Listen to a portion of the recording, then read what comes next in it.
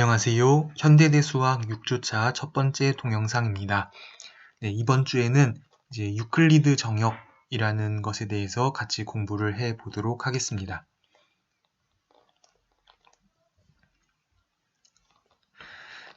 네, 잠시 복습을 하자면 이제 지난주에는 유일 인수분해 정역과 주 아이디얼 정역에 대해서 공부를 했는데요. 이제 유클리드 정역은 미리 이제 소개를 하자면 유클리드 정역은 이제 유클리드 노음이라는 것이 이제 있는 그런 정역인데요. 유클리드 정역은 이제 가장 강한 조건이 되겠습니다.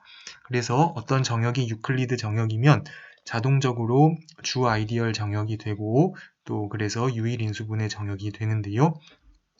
그 정의와 성질들에 대해서 찬찬히 살펴보도록 하겠습니다. 네, 그래서 우리가 유클리드 가치함수 또는 유클리드 노음이라고 부르는데요. 영어로는 유클리디안 밸류에이션이라고 이제 합니다. 그래서 이제 써보겠습니다. 네, D는 이제 정역일 때요. 이제 D에서 정의된 그래서 0은 이제 그 기술적인 이유로 제외를 하고요. 이제 정역에서 그 덧셈 항등원은 제외하고 그 값은 이제 0 이상의 정수가 되는 그러한 함수인데요.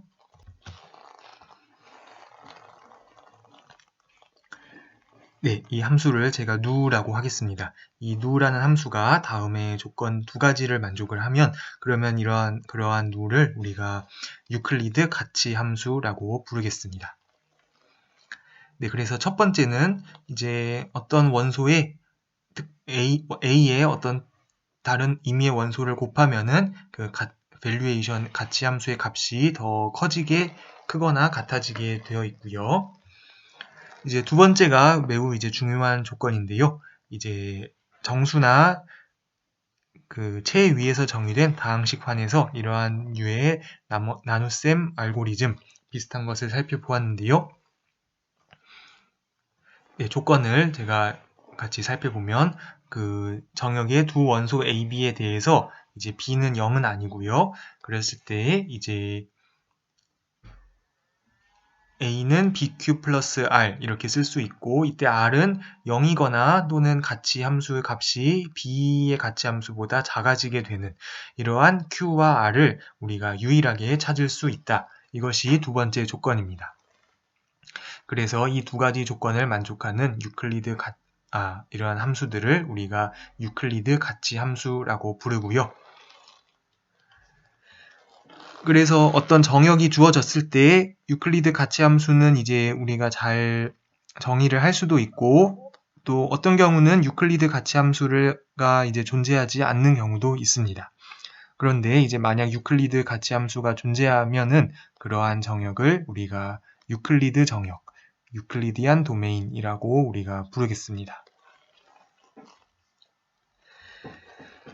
네, 그래서 이제 유클리드 가치 함수의 예를 살펴보면요.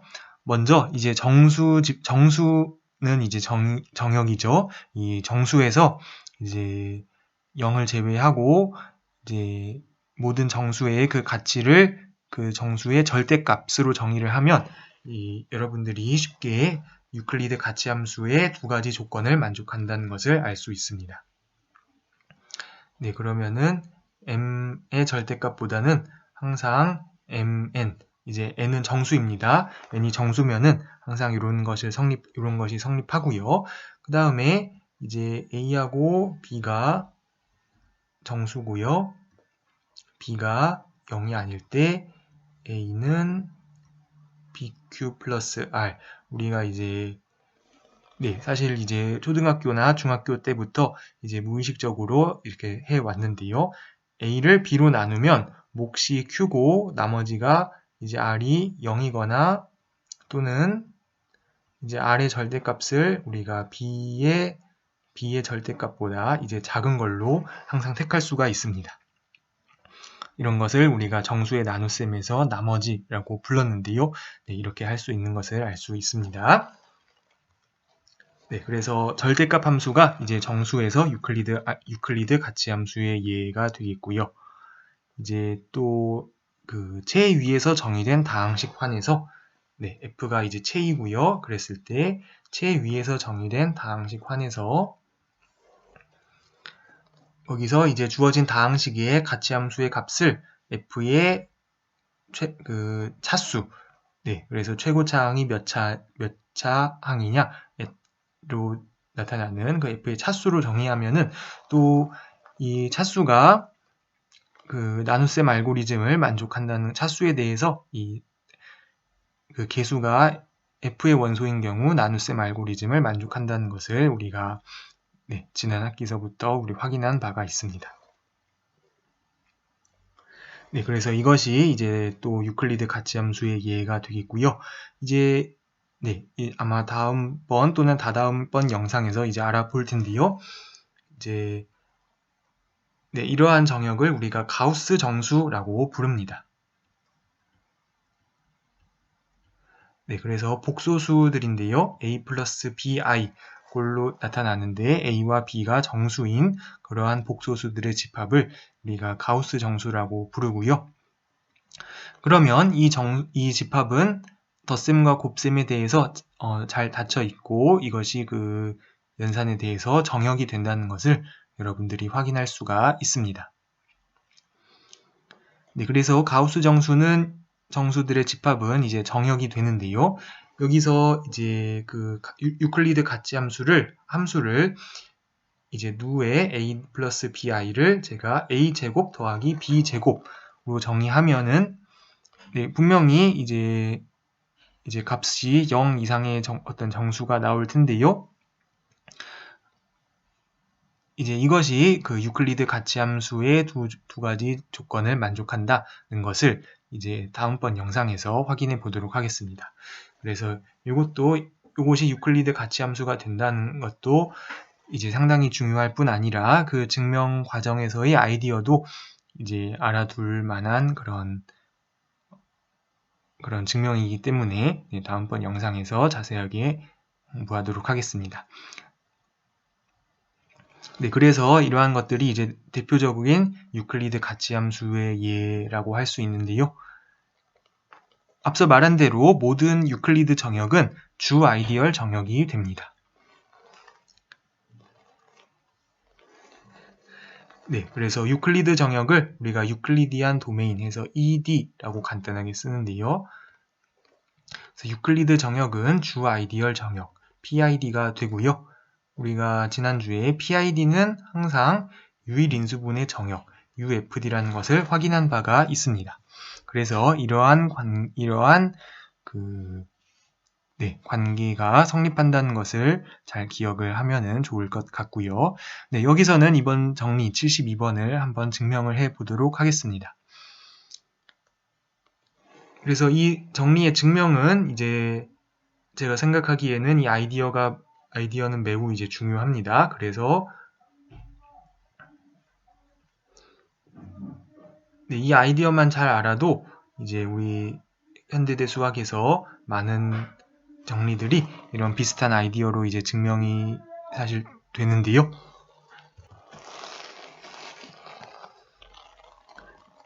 네, 그 증명을 같이 한번 살펴보도록 하겠습니다. 네, 그래서 이제 누가 정역 D의 D의 유클리드 가치 함수인데요. 네, 여기서 이제 0은 빼고요. 0은 빼고 함수값은 항상 0 이상이 되고요. 그랬을 때 D의 아이디얼 어떤 n이 주어졌을 때 이 n이 주 아이디얼임을 이제 보이면 되겠습니다. 네, n이 D의 아이디얼이라고 이제 가정을 하겠습니다.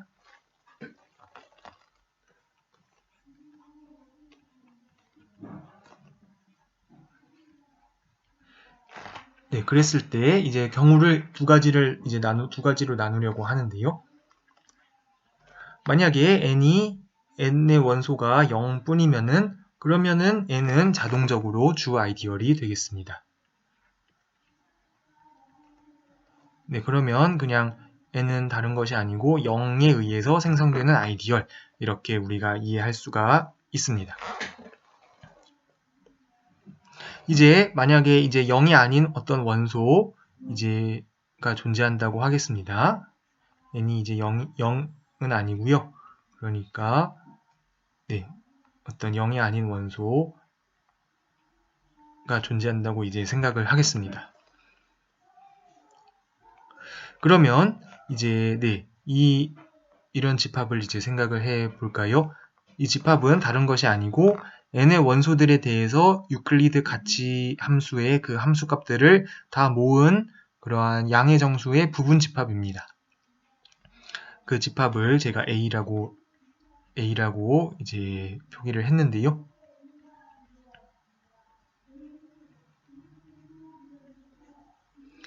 그러면 이것이 분명히 지금 이제 이 양의 정수의 0 이상의 정수의 부분 집합이니까 A의 최소값이 존재합니다.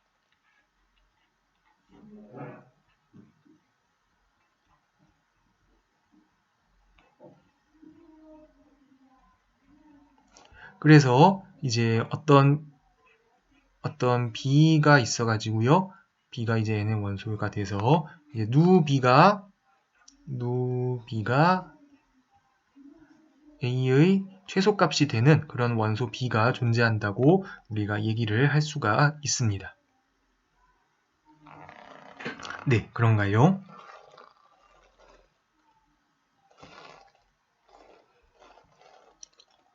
네, 그렇기 때문에 네, 그렇게 되겠습니다. 그러면 이제 저희 주장은 n이 바로 이 원소 B에 의해서 생성된다라는 것이 이제 저희 주장인데요.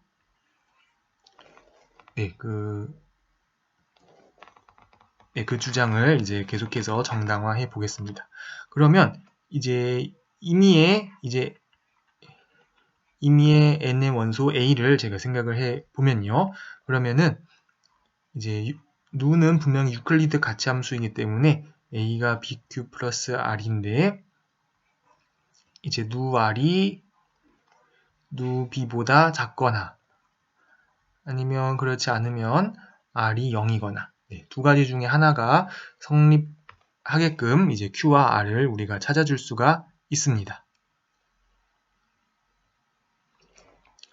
그런데 여기서 살펴보면 그러면은 R은 잠시 다시 써보면요.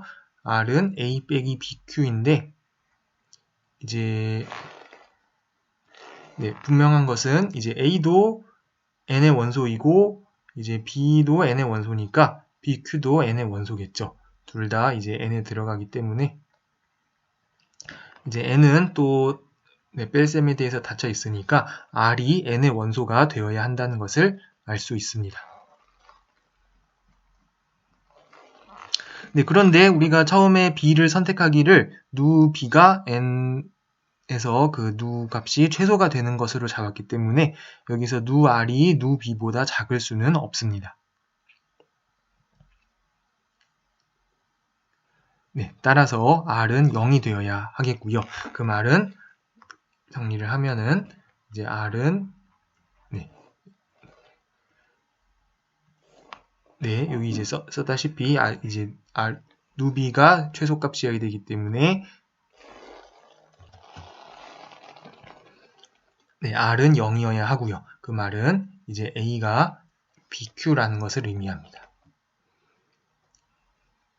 네, 따라서 지금 임의의 n의 원소를 이렇게 BQ 꼴로 쓸 수 있으니까 그 말인즉슨 n이 이제 B에 의해서 생성된다는 것을 알 수 있습니다. 네, 분명히 지금 B는 n의 원소로 택했기 때문에 n이 그러니까 조금 더 정확하게 하자면은 이 포함 관계는 이제 당연하고요. 지금 이제 임의의 n의 원소가 B로 생성된다. 그래서 이것을 보인 것이죠. 그래서 이 두 가지를 통해서 우리가 처음에 임의로 잡았던 n이 사실은 B에 의해서 생성된다. 라는 것을 이제 정당화할 수 있는 것입니다. 네, 이 증명에 대해서 잘 이해가 되었나요? 네, 이 증명은 이제 여러 번 말했지만 이제 굉장히 비슷한 증명이 이제 우리 현대대수학 시간에 다양한 곳에서 등장하기 때문에 이 정리 자체뿐만이 아니라 이 증명의 아이디어를 잘 이해하면은 잘 이제 기억을 하면은 좋을 것 같습니다. 네, 그러면 다음으로 이제 다음번 정리를 증명하도록 하겠습니다.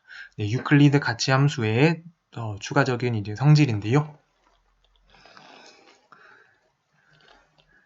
네, 먼저 1번을 한번 증명을 해볼까요? 이제 D의 원소 중에서 누 값의 이제 최소값은 이제 누 1입니다. 지금 D는 분명히 정역이니까 D는 이제 가완이면서 곱셈이 가완이고 0의 약수가 없고요. 그 다음에 곱셈 항등원이 분명히 있는데요. 그러면 그 1의 가치 함수의 값이 항상 최소값, 0을 제외하면 최소값이다 라는 것을 우리가 확인할 수가 있습니다. 왜냐면은 유클리드 가치 함수의 그 첫 번째 조건에서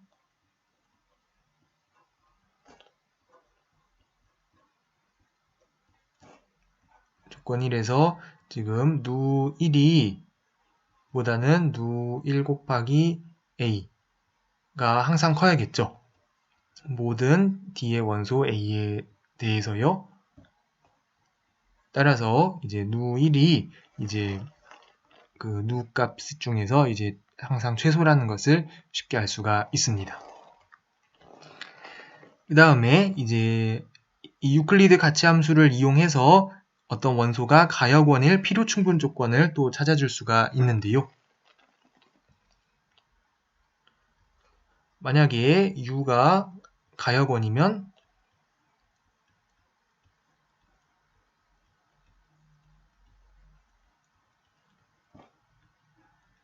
누 U보다는 우리 분명히 누 U 곱하기 U 인버스가 더 크거나 같겠습니다. 그런데 이것은 누 1이기 때문에 따라서 누 U가 누 1이 됨을 알 수가 있습니다. 네, 왜냐하면은 분명히 누 1은 이렇게 되고 분명히 누 1은 사실 또 그 전체에서 최소이기 때문에 누 U를 생각을 하면은 이것보다 작은 것은 1번에 의해서 당연하기 때문인데요. 그래서 만약에 가역원이면 그러면 그 가치 함수 값이 1과 같다는 것이고요. 반대로 이제 만약에 누 U가 누 1이면요.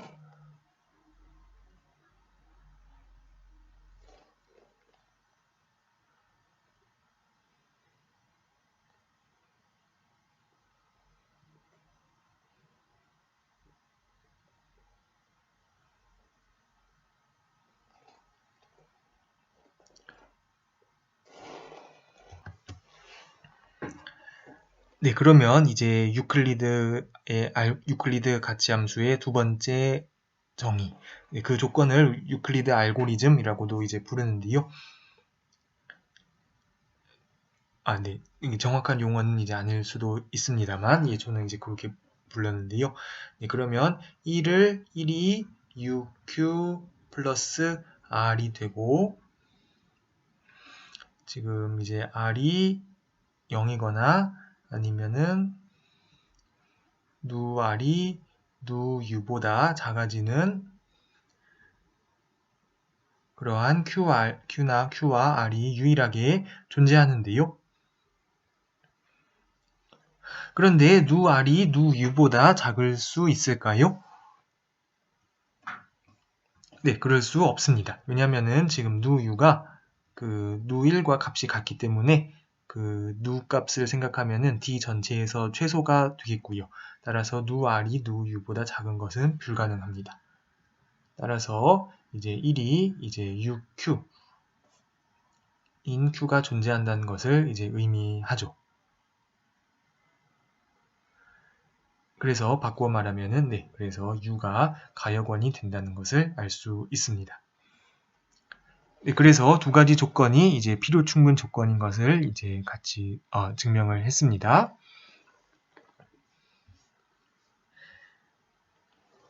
네, 그러면 이번 영상에서 마지막으로 유클리드 알고리즘이라는 것에 대해서 이제 알아보도록 하겠습니다.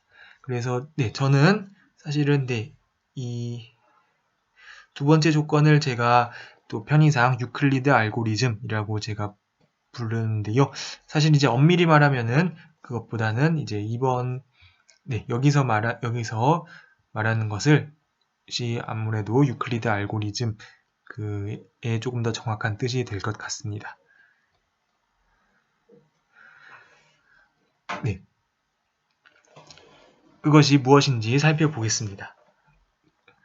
그러면 두 원소 A, B에 대해서 이제 유클리드 가치함수의 두 번째 조건을 통해서 이제 A는 BQ1 플러스 R1이고 이제 둘 중에 한 가지 조건을 만족하는 그런 R을 찾을 수가 있습니다. R1을 찾을 수가 있습니다. 그래서 R1이 만약에 0이 되면 이제 여기서 알고리즘이 끝나게 되고요.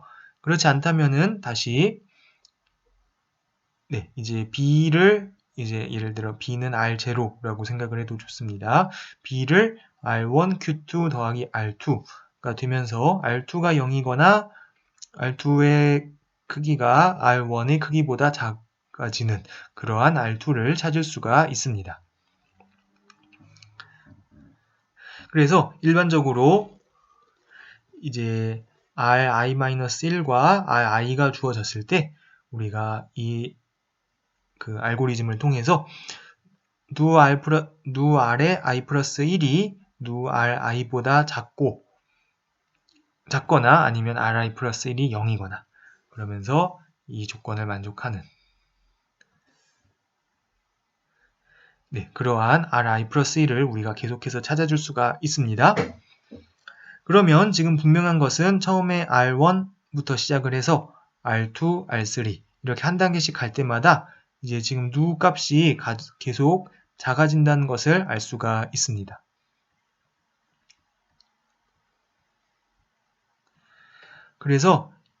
그런데 이제 누 값은 분명히 0 이상의 정수이어야 하기 때문에 이것이 무한히 작아질 수는 없습니다. 그래서 이제 언젠가 이것이 끝나게 되겠는데요. 그래서 rs-1까지 처음에 하고 그 다음에는 이제 rs는 0이 되는 그러한 어떤 적당한 s가 존재할 것입니다. 그래서 이게 무한히 작아질 수는 없기 때문에 u 한 번만에 끝나게 되는데요. 그러면 이때 a와 b의 최대 공약수는 rs-1이라는 것이 이제 알려져 있습니다.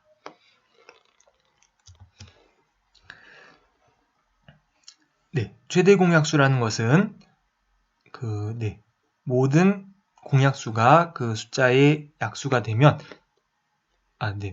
말로 하기 전에 다시 한번 써볼까요? D가 최대 공약수라는 것은 D가 A, B 모두를 나누고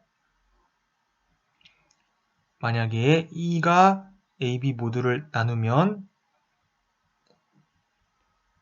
E가 D를 나눈다. 이 두 가지 조건을 만족하는 그 숫자 D를 우리가 최대 공약수라고 하는데요. 정역의 원소로 말한 것입니다. 그런데 이제 그 최대 공약수를 이제 찾으려면 이제 일반적으로 생각을 해보면은 그 소인수 분해를 해서 이제 찾을 수가 있는데 소인수 분해가 이제 사실은 이제 숫자나 이제 다항식의 차수가 커질수록 그 소수나 혹은 기하다항식들로 인수분해하는 것이 이제 쉬운 것은 아닙니다. 그럴 때 이제 최대 공약수를 구하는 방법으로 이 유클리드 알고리즘이 유클리드 알고리즘이 쓸모가 있는 경우가 있습니다. 그래서 제가 예를 들어서 잠시 해볼까요? 예를 들어서 제가 28하고 42의 최대 공약수를 구한다 하면은 물론 이거는 간단하기 때문에 소인수 분해를 해도 되지만요. 28 곱하기 1 더하기 14. 그러면 이게 이제 R1이 되는 것입니다. 그 다음에 다시 28은 14 곱하기 2 더하기 0. 그러면 R2가 이제 0이 됐습니다. 그렇기 때문에 최대 공약수는 R1이구나 이렇게 쉽게 알 수가 있습니다.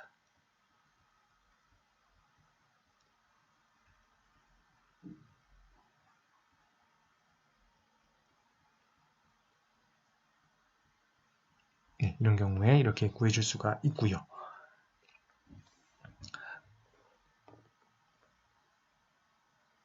그리고 반대로 이제 우리가 지난 학기에 이제 최대 공약수는 항상 이렇게 A와 B의 적당한 정수 결합으로 쓸 수 있다는 것을 정수의 경우에서 우리가 살펴보았는데요. 이제 일반적인 정역에서도 유클리드 정역인 경우에는 이제 마찬가지가 되겠습니다.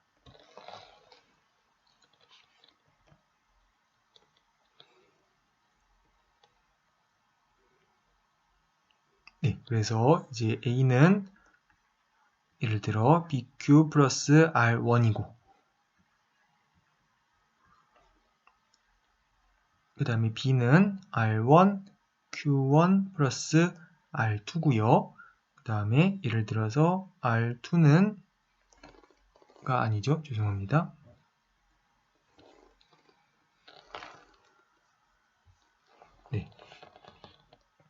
R1이 R2, Q2 이제 플러스 0이다. 예를 들어서 이런 경우로 생각을 해보면요. 그러면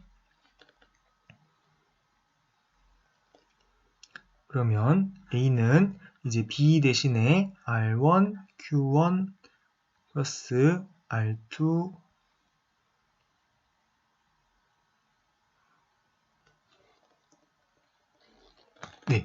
죄송합니다. 이것이 아니고요.